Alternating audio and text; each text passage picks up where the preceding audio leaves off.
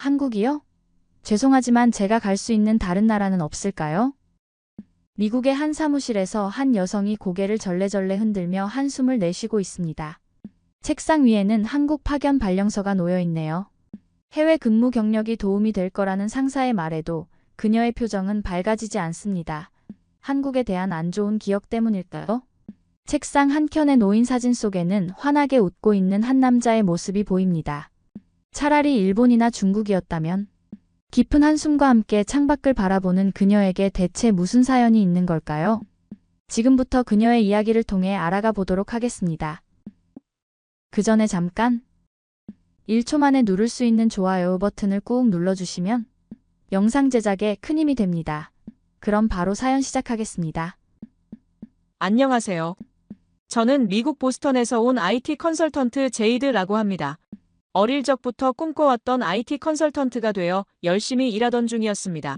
매일 아침 보스턴의 맑은 공기를 마시며 출근하는 일상이 좋았고 동료들과 웃으며 일하는 시간들이 행복했어요. 3년차에 접어들던 어느 날 스티븐 팀장님께서 저를 따로 불러 면담을 하자고 하셨죠. 무슨 일인지 궁금했지만 제 업무 성과가 좋았기에 크게 걱정하진 않았어요. 하지만 팀장님의 말씀은 예상과는 전혀 달랐습니다. 한국지사로 발령이 났다는 소식이었어요. 스티븐 팀장님은 저의 실력을 인정해 주시면서 한국의 발전된 IT 시스템을 배우고 오라며 좋은 기회가 될 거라고 말씀하셨지만 그 순간 머릿속이 하얘지면서 가슴이 덜컥 내려앉는 느낌이었습니다. 다른 동료들은 모두 부러워하며 축하해 주는 게 고마우면서도 저에겐 절대로 가고 싶지 않은 나라였기 때문에 기분이 좋지 않았습니다. 그 이유는 제 첫사랑이자 가장 친한 친구였던 로리 때문이에요. 중학교 때부터 알고 지낸 로리는 키가 185cm가 넘는 미식 축구 선수로 늘 주변 여학생들의 관심을 한몸에 받았습니다. 운동선수다운 다부진 체격과 남을 생각하는 배려, 그리고 따뜻한 미소를 가진 그를 보며 저도 모르게 마음이 끌렸죠. 로리와 중학교 때 같은 반이었는데 고등학교도 같은 학교에 진학하게 되었어요. 저는 그걸 운명이라고 생각했습니다. 대학교 진학할 때도 보스턴 대학교를 같이 가게 되어 제 마음속으로는 작은 희망을 품고 있었어요. 12년이라는 긴 시간 동안 우리는 서로의 고민을 나누는 가장 친한 친구가 되었어요. 친구들 사이에서도 우리는 늘 붙어 다니는 친구로 유명했고 주변에서는 우리를 보며 잘 어울린다고 말하기도 했습니다.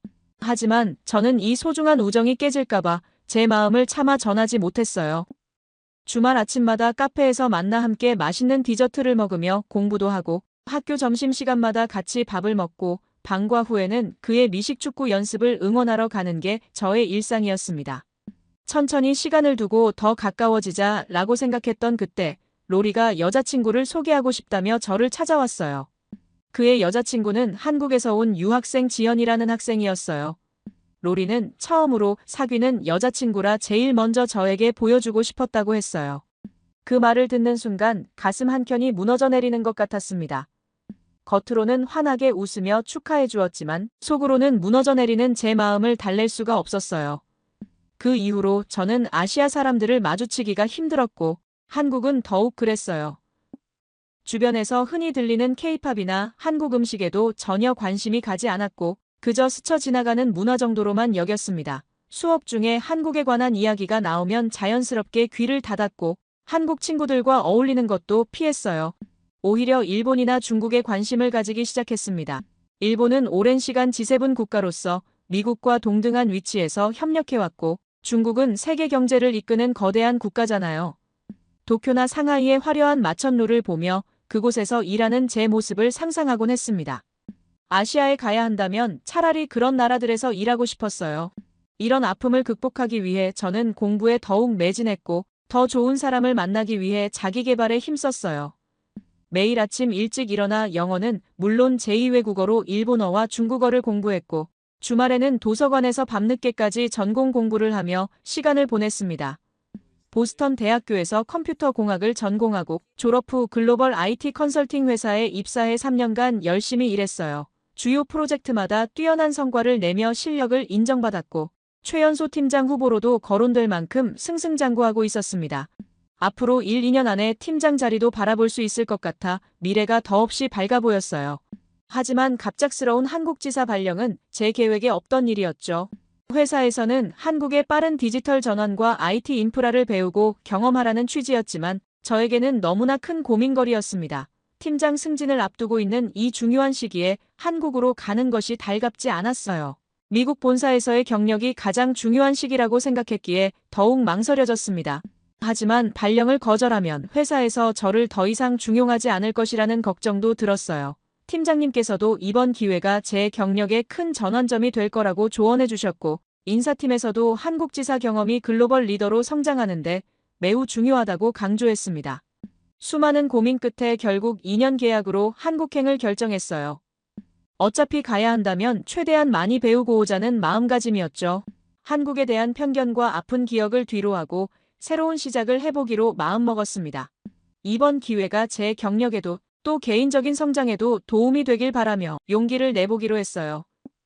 그렇게 저는 인천공항에 도착해 리무진 버스를 타고 서울로 향하는 길, 창밖으로 보이는 낯선 풍경들이 제 마음을 더욱 무겁게 만들었어요. 하지만 버스에서 무료로 제공되는 와이파이를 보며 첫 번째 놀라움을 경험했습니다. 회사에서 제공한 원룸에 짐을 풀고 첫 번째로 한 일은 휴대폰 개통이었어요.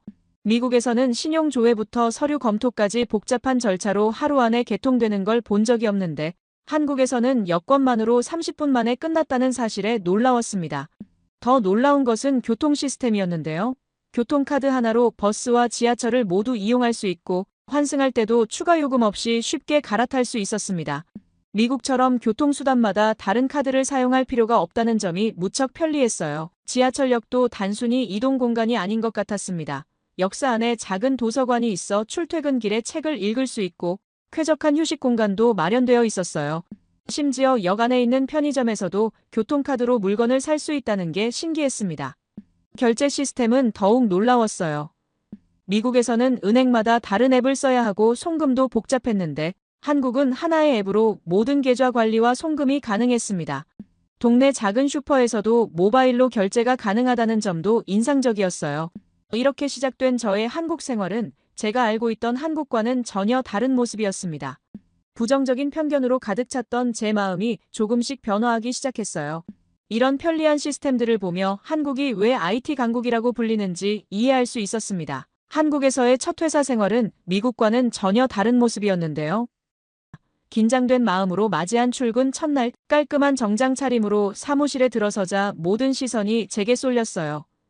인사팀에서는 제게 멘토라는 것을 배정해 주었는데 미국에서는 보통 업무 관련 문의사항이 있으면 수평적으로 누구에게나 자유롭게 물어볼 수 있었던 것과는 달랐습니다. 제 멘토가 된 선배는 2년 차였지만 마치 제 모든 것을 책임지겠다는 듯한 진중한 태도로 저를 맞이했어요. 업무 지도뿐만 아니라 한국어와 한국 문화까지 가르쳐주겠다며 든든한 지원군이 되어주겠다고 했습니다. 미국에서는 상상할 수 없었던 일이에요. 처음에는 이런 문화가 낯설었지만 시간이 지날수록 그 속에 담긴 깊은 배려를 느낄 수 있었고 한국 생활 적응에 큰 도움이 될 것 같아 안심이 되었습니다. 미국에서는 점심시간에 각자 편한 대로 식사를 해결했었는데 한국에서도 자율적인 분위기였지만 팀원들이 서로 친해지기 위해 함께 식사하자고 제안해 주었어요. 처음에는 부담스러웠지만 이 시간을 통해 자연스럽게 회사 생활에 대한 조언도 듣고 서로의 취미나 관심사에 대해 이야기하며 가까워질 수 있었습니다. 때로는 점심 식사 후 근처 카페에 가서 커피를 마시며 더 편안한 분위기에서 대화를 나누기도 했어요. 이런 소소한 시간들이 쌓이면서 팀원들과의 거리가 자연스럽게 좁혀졌습니다. 선배들은 업무 지도에서도 세심했는데요. 미국에서는 대부분 이메일로 업무를 주고받았지만 한국의 선배들은 직접 옆에 앉아 제 의견을 물어보며 함께 고민해 주었습니다. 제가 제안한 아이디어를 적극적으로 검토하고 반영해주는 모습에서 진정한 멘토링이 무엇인지 배울 수 있었어요. 늦게까지 남아 일하는 날이면 퇴근길에 저녁도 함께 먹자고 제안하면서 오늘 힘들지 않았는지 살펴봐 주었습니다. 회식 문화도 저에게 흥미롭게 다가왔어요. 미국에서는 분기에 한 번 정도 간단한 친목 모임이 전부였는데 한국에서는 한 달에 한 번씩 팀 회식이 있었습니다. 처음 회식에서는 삼겹살에 소주를 마시며 팀원들과 마음을 나누었고 식사 후에는 다 같이 근처 포토부스에 가서 스티커 사진도 찍으며 즐거운 추억을 만들었어요. 그러고 노래방까지 갔는데 정말 스트레스가 확 풀리더라고요. 다음 회식은 술 대신 맛집 탐방을 하기로 했는데 미슐랭 가이드에도 소개된 한식당에서 코스 요리를 먹으며 한국의 음식 문화를 배웠습니다. 또 어떤 날은 디저트 카페에 모여 케이크와 차를 마시며 편안한 분위기에서 대화를 나누기도 했어요. 이렇게 다양한 형태의 회식을 경험하면서 한국의 회식 문화가 변화하고 있다는 것을 느낄 수 있었습니다. 가장 놀라웠던 것은 선배들이 보여주는 의리라는 것이었는데, 미국에서는 업무적인 관계만 유지했다면 한국의 선배들은 마치 오랜 친구처럼 저를 챙겨주었습니다. 제가 주말에 이사할 때도 흔쾌히 도와주겠다고 나서주었고, 심지어 이삿짐 센터 예약부터 새로운 동네 정보까지 꼼꼼하게 알려주었어요. 갑자기 급한 일이 생겼을 때도 자신의 일처럼 나서서 도와주는 모습에 감동받았습니다. 한 번은 제가 중요한 프레젠테이션 자료를 준비하던 중 컴퓨터가 고장났는데 이미 퇴근한 선배가 자신의 노트북을 빌려주겠다며 1시간 거리를 달려왔어요. 밤늦게까지 함께 자료를 검토하고 의견을 나누며 도와주었습니다. 다음 날 아침 발표도 무사히 끝났고 선배는 제게 우리는 한 팀이니까 당연한 거예요 라며 웃어주었어요. 이런 따뜻한 배려는 단순한 동료애를 넘어선 것이었고 한국의 정서를 이해하게 되는 소중한 경험이 되었습니다. 미국에서는 경험하지 못했던 끈끈한 팀워크와 배려심이 한국 회사 문화의 장점이라는 것을 깨달았어요. 처음에는 이런 끈끈한 관계가 업무의 효율성을 떨어뜨릴 것이라 생각했지만 오히려 서로에 대한 신뢰와 배려가 업무의 질을 높이는 결과를 가져온다는 것을 알게 되었습니다. 팀원들과의 관계가 돈독해질수록 소통이 원활해졌고 업무 성과도 자연스럽게 향상되었어요. 업무에 점차 적응해가던 어느 날 밤, 야근을 하며 문득 출출함을 느꼈어요. 미국에서는 늦은 시간에 음식을 시키는 것이 쉽지 않았고 배달 시간도 1시간 넘게 걸리곤 했습니다. 한국의 배달앱을 열어보니 새벽 1시가 넘었는데도 주문 가능한 식당들이 수십 개나 있다는 사실에 놀라웠어요.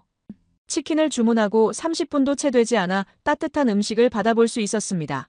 더욱 신기했던 것은 배달비가 매우 저렴하다는 점이었어요. 미국에서는 배달비와 팁을 합치면 음식값의 절반을 넘기도 했지만 한국은 3,000원대의 배달비로 신선한 음식을 빠르게 받을 수 있었습니다. 24시간 편의점 시스템도 놀라웠는데요. 미국의 편의점은 간단한 생필품과 스낵류만 판매하는 것과 달리 한국의 편의점은 마치 작은 슈퍼마켓 같았습니다. 도시락부터 신선한 샐러드, 커피까지 다양한 음식을 24시간 내내 구매할 수 있었어요. 저의 생활 패턴도 자연스럽게 바뀌었는데 미국에서는 저녁 9시만 되어도 대부분의 상점이 문을 닫았지만 한국은 밤 11시가 되어도 거리가 활기찼어요. 퇴근 후에도 헬스장에 가거나 카페에서 책을 읽는 등 하루를 더 알차게 보낼 수 있었습니다. 심지어 새벽에 주문한 생필품이 아침에 현관 앞에 도착해 있는 것을 보고 한 번 더 놀랐어요. 미국에서는 빠른 배송이라고 해도 이틀은 기다려야 했는데 한국은 새벽 배송이라는 시스템으로 신선식품까지 다음 날 아침에 받아볼 수 있었습니다. 이런 빠른 서비스에 적응하다 보니 저도 모르게 부지런해졌어요. 아침 일찍 일어나 운동을 하고 출근 전에 택배도 받고 퇴근 후에도 다양한 활동을 하며 하루를 더욱 풍성하게 보내게 되었습니다. 미국에서의 여유로운 생활이 그립기도 했지만 이러한 빠른 템포의 생활이 오히려 제 삶을 더욱 활기차게 만들어 주었어요. 특히 늦은 밤 갑자기 필요한 물건이 있어도 언제든 구할 수 있다는 안정감이 좋았습니다. 한밤중에 두통약이 필요할 때도 근처 편의점에서 쉽게 구할 수 있었고 새벽에 출출할 때도 따뜻한 라면을 먹을 수 있었어요. 이런 편리한 시스템 덕분에 혼자 사는 제 생활이 한결 수월해졌습니다. 한국의 빠른 일상 템포에 적응해 가던 중 업무 방식의 차이점도 눈에 들어오기 시작했어요. 미국에서도 업무 처리는 효율적이었지만 한국의 체계적인 업무 방식은 저에게 깊은 인상을 남겼습니다. 처음 프로젝트 기획안을 작성할 때가 떠오르네요. 미국에서는 대략적인 방향성만 잡고 시작했기에 중간에 수정사항이 많이 발생했었어요. 하지만 한국에서는 사전에 모든 상황을 예측하고 대비하는 완벽한 기획이 필요했습니다. 처음에는 이런 꼼꼼함이 시간 낭비처럼 느껴졌지만 오히려 이런 철저한 준비 덕분에 프로젝트 진행 중 발생하는 문제점들이 현저히 줄어든다는 것을 깨달았어요. 보고서 작성에서도 큰 차이를 느꼈습니다. 미국에서는 핵심 내용 위주로 간단히 작성하다 보니 종종 부족한 정보 때문에 후속 작업에 차질이 생기곤 했어요. 반면 한국의 보고서는 마치 하나의 완성된 작품 같았습니다. 맞춤법부터 서식, 도표의 디자인까지 모든 것이 체계적이고 완벽했고 이런 꼼꼼함 덕분에 업무 진행이 훨씬 수월했어요. 한번 작성된 보고서는 다른 프로젝트에서도 참고자료로 활용될 만큼 완성도가 높았습니다. 무엇보다 놀라웠던 것은 이런 꼼꼼한 준비가 결과적으로는 더 빠른 진행을 가능하게 한다는 점이었는데요. 미국에서는 빠른 실행을 강조하며 시작했지만 중간중간 발생하는 문제들로 인해 오히려 전체 일정이 지연되는 경우가 많았습니다. 하지만 한국의 방식은 처음은 조금 느릴지 몰라도 한번 시작하면 물 흐르듯 순조롭게 진행되었어요. 처음에는 이런 꼼꼼함에 스트레스를 받았어요. 시간이 지날수록 이러한 완벽주의가 실수를 줄이고 결과물의 질을 높인다는 것을 알게 되었습니다. 미국에서 발생했던 수정 작업이나 오류들이 한국의 철저한 검토 과정에서는 거의 발생하지 않았어요. 다만 때로는 이러한 완벽주의가 걸림돌이 되기도 했습니다. 빠르게 변하는 시장에 대응하기 위해 신속한 의사결정이 필요한 순간에도 모든 것을 완벽하게 준비하려다 기회를 놓치는 경우를 보았어요. 미국의 실행 중심 문화와 한국의 완벽 추구 문화, 양쪽 모두의 장단점을 경험하면서 균형의 필요성을 깨달았습니다. 그러다 한국만의 독특한 해결책을 발견했어요. 완벽한 준비를 하면서도 빠른 실행이 가능한 비결이었습니다.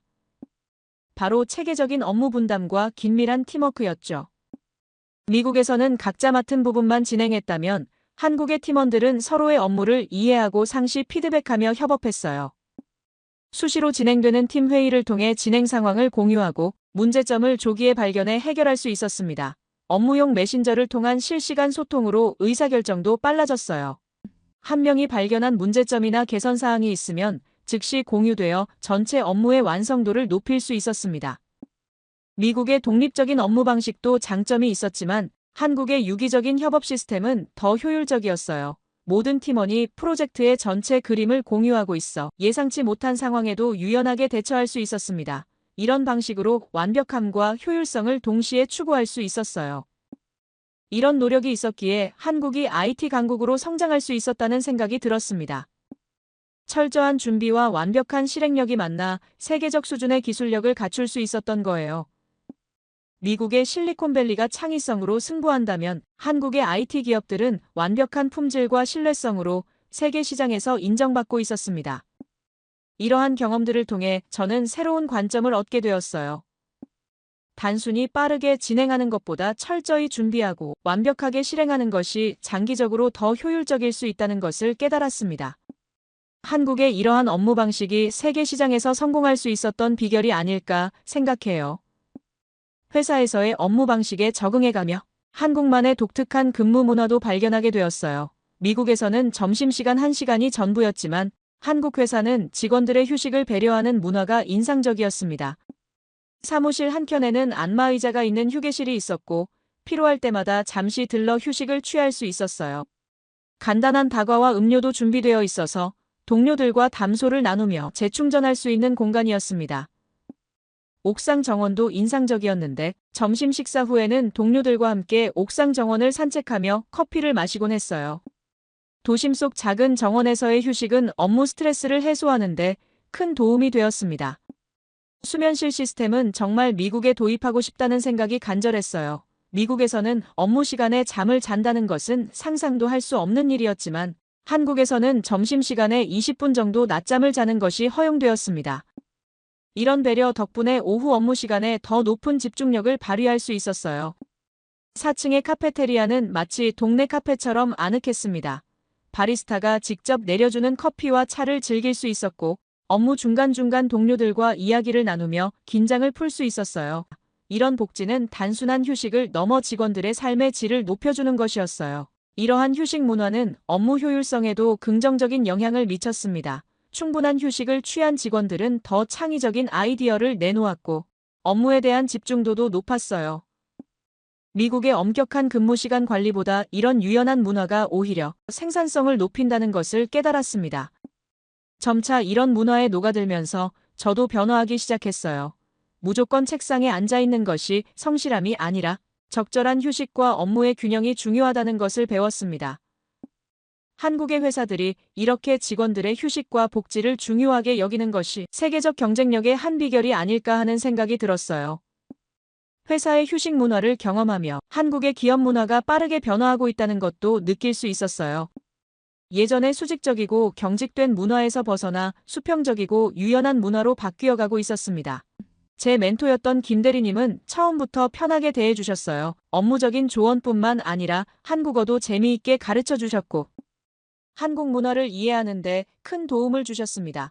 덕분에 한국어 실력도 빠르게 늘었고 회사 생활에도 자연스럽게 적응할 수 있었어요. 출퇴근 시간도 유연했는데요. 오전 7시부터 10시 사이에 자유롭게 출근하고 8시간 근무 후 퇴근할 수 있는 유연 근무제를 시행하고 있었어요. 개인의 라이프 스타일에 맞춰 근무 시간을 조절할 수 있어 업무 효율도 높아졌습니다. 코로나 이후 달라진 근무 환경을 이렇게 수정해 보았습니다. 사내 동호회 문화 같은 경우 미국에서는 업무 외 활동이 개인의 영역이었다면 한국은 회사에서 동호회 활동을 적극 지원했습니다. 마음 맞는 사람들끼리 모여 활동할 수 있는 동호회가 있었고 활동비도 지원받을 수 있었어요. 덕분에 부서를 넘어선 인연도 만들 수 있었습니다.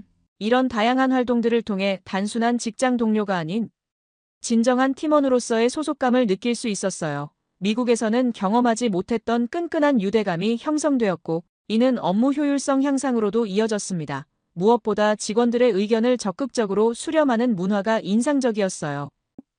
분기별로 직원 만족도 조사를 실시하고 그 결과를 바탕으로 회사 정책을 개선해 나갔습니다.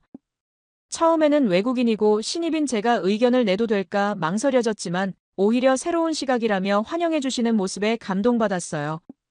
회의 시간에도 직급과 상관없이 자유롭게 의견을 나눌 수 있었는데요. 중요한 것은 아이디어의 질이었지 누가 제안했는지가 아니었어요. 제가 제안한 해외 시장 진출 전략이 실제 프로젝트에 반영되었을 때는 정말 뿌듯했습니다. 이런 변화들을 보며 한국 기업들이 글로벌 스탠다드에 맞춰 빠르게 혁신하고 있다는 것을 실감할 수 있었어요. 전통적인 장점은 살리면서도 새로운 시대에 맞는 기업 문화를 만들어가는 모습이 인상적이었습니다. 처음에는 한국행을 망설였던 제가 이제는 계약 연장을 고민하고 있습니다.